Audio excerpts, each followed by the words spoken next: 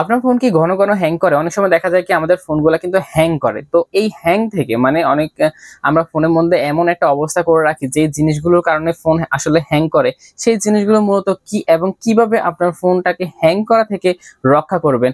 অনেক সময় আমরা Facebook চালাতে গিয়ে দেখি যে ফেসবুকটা আর হাঁটে না। মানে কেমন জানি বাজে, বাজে। কোনো একটা অ্যাপে ঢুকতে গেলে দেখা যায় কি অ্যাপটা ভালোমতো চলে না। কল করতে গেলে কলটা ভালো করে চলে না।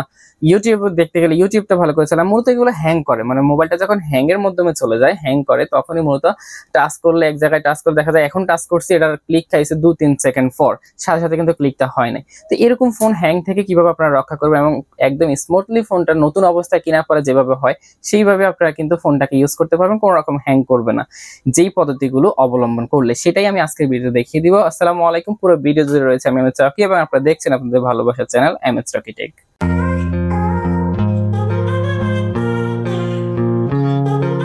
আপনাকে যেটা করতে হবে আপনার ফোন থেকে আগে খুঁজতে হবে অপ্রয়োজনীয় কোনো অ্যাপস আছে কিনা। যদি অপ্রয়োজনীয় কোনো অ্যাপস থাকে, যে অ্যাপসটি আপনি মূলত ব্যবহার করছেন না কিন্তু আপনার ফোনে পড়ে আছে, সো এই অপ্রয়োজনীয় অ্যাপসগুলোকে আপনাকে ডিলিট করে দিতে হবে ফার্স্ট টাইম। তো আমি এখান থেকে এই অপ্রয়োজনীয়, ধরুন আমার কাছে এই অ্যাপসটা মনে হয়েছে যে এটা অপ্রয়োজনীয়, যে অ্যাপসটা আপনার কাছে অপ্রয়োজনীয় মনে হবে, মানে এটা শুধু শুধু ফোনে পড়ে আছে, এটা শুধু শুধু যদি ফোনে পড়ে থাকে তাহলে অতিরিক্ত অ্যাপ থাকার কারণে আপনার ফোনটি হ্যাং করতে পারে। তার জন্য যে কাজটি করতে হবে, আপনার ফোন থেকে বাছাই করে যে অপ্রয়োজনীয় অ্যাপসগুলো রয়েছে সেটি আপনাকে আগে ডিলিট করে দিতে হবে বা আনইনস্টল করে দিতে হবে। তো আমরা একটা অ্যাপ আনইনস্টল করে দেখাচ্ছি কিভাবে আনইনস্টল করতে হয়। জাস্ট ওই অ্যাপের মধ্যে চাপ দিয়ে ধরবেন, চাপ দিয়ে ধরলে কিন্তু এখানে দেখুন অ্যাপ ইনফরমেশন নামে একটা লেখা আসবে। আমি চাইলে কিন্তু এখান থেকে যাদের আনইনস্টল সরাসরি চলে আসে তারা এখান থেকে করতে পারেন। তো আমি অ্যাপ ইনফোতে ক্লিক করে দেখাচ্ছি। তারপরে হচ্ছে দেখুন এখানে কিন্তু আনইনস্টল নামে একটা অপশন পাবেন, এই যে আনইনস্টলে ক্লিক করে তারপর এখান থেকে ওকে ক্লিক করলে এই অ্যাপসটি আনইনস্টল আপনার ফোন থেকে আনইনস্টল হয়ে যাবে। ওকে, অ্যাপটি দেখুন এখান থেকে কিন্তু এখন চলে গিয়েছে। এই হচ্ছে 1 নম্বর ট্রিক্স। 2 নম্বর যেটা দেখাবো সেটা হচ্ছে আপনি চলে যাবেন হচ্ছে আপনার ফোনে কিন্তু এই যে দেখুন ফেসবুক থাকতে পারে, তারপর হচ্ছে মেসেঞ্জার থাকতে পারে, তারপর হচ্ছে ইমো থাকতে পারে, হ্যাঁ, ইনস্টাগ্রাম থাকতে পারে। তো আপনি কিন্তু চাইলে ফেসবুক, ইমো, হোয়াটসঅ্যাপ, তারপর হচ্ছে যে আপনার এই যে সমস্ত অ্যাপগুলো আপনার ফোনে আছে এগুলো কিন্তু মেইন ভার্সন আছে, এবং এই মেইন অ্যাপগুলো থাকার কারণে কিন্তু আপনার ফোনটাকে হ্যাং করতে অনেক সাহায্য করে। কারণ হচ্ছে এই অ্যাপগুলো অনেক ডাটা খেয়ে থাকে। তো ডাটা খেয়ে থাকার কারণে হচ্ছে মূলত এগুলা থেকে হ্যাং করে। তো আপনারা চাইলে প্লে স্টোরে গিয়ে এগুলা লাইট ভার্সন ইউজ করতে, লাইট ভার্সন আপনারা ইউজ করতে পারেন। তো তার জন্য আপনারা প্লে স্টোরে গিয়ে জাস্ট লিখবেন ফেসবুক লাইট। আপনারা ফেসবুক লাইট লিখে সার্চ করলে কিন্তু দেখুন এখানে কিন্তু ফেসবুকের লাইট ভার্সন রয়েছে। আপনারা চাইলে এটাকে ইনস্টল করে নিতে পারেন।